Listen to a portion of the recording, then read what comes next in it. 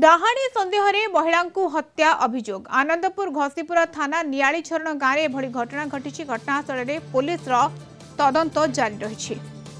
संपर्क में अधिक सूचना ना आनंदपुर रिपोर्टर स्वप्नेश्वर पंडा आम सहित जोड़ी होती। स्वप्नेश्वर, महिला को हत्या डाहाणी सन्देह जहाँ कहु किए हत्या करिसेंती पुलिस तदंत कलानी कि निहत भाव में जमी आम गोटे सूचना दौले गोटे डाहाणी सन्देह हत्या होती घसीपुरा थाना नियाली झरण गाँव में। तेरे ये जो गाँव टी अच्छी आदिवासी अधिष्ठ गाँव अच्छी गतकाली राति हठात की खबर मिलता जड़े स्त्री लोक जो गाँव रास्ता अच्छी से रास्ता मझे किए मारिकी पकई बोली। तेरे गाँव रास्ता जो अच्छी जो मर्डर होती घर सामने ही होती।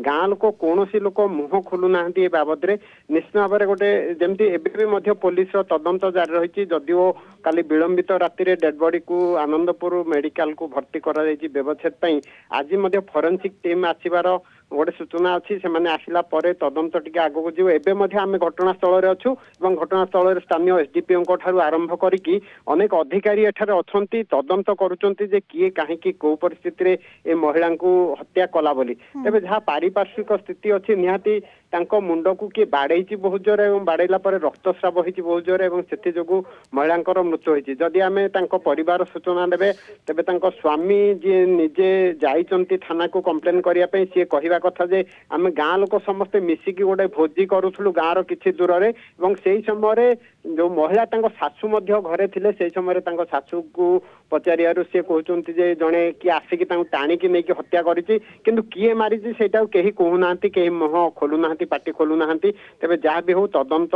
धीरे धीरे आग को जाऊँगी सत्यासत्य किसी समय पर हुए तो आग सामना को आसीपर जेहेतु तदंत जोरदार चली तेणु निहाती भाव में गोटे निर्यास पहुंचे पुलिस।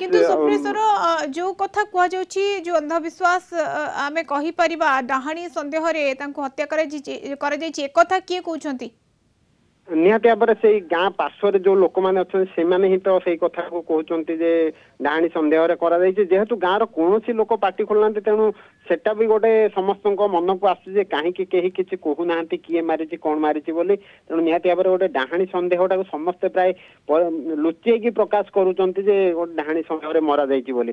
तेज घटना जहाँ भी हो तदंतटा जो शेष पर्यायर पहुंचो सबकि सामना को आसो आम आशा रखा निहाती आज संध्या भितर सत कौन है किए मारी कौन पाई मरा जाइए तार सत्य घटना बाहर को आसीजिव बोली। बिल्कुल जदि घटना सत होता है सांघातिक निहाती भाव में अंधविश्वास बशवर्ती हुई एभली हत्या करा जाइछि बोली कुआ जाई पारे किंतु एबे भी ए घटना पर परदा उठिनी कहीं तदंत जारी रही। तदंत पर ही प्रकृत कथा कौन ताहा जना पड़िबो। धन्यवाद स्वप्नेश्वर आपनका सूचना आनंदपुर रिपोर्टर स्वप्नेश्वर पंडा जोड़ी होती आम सहित सविशेष सूचना।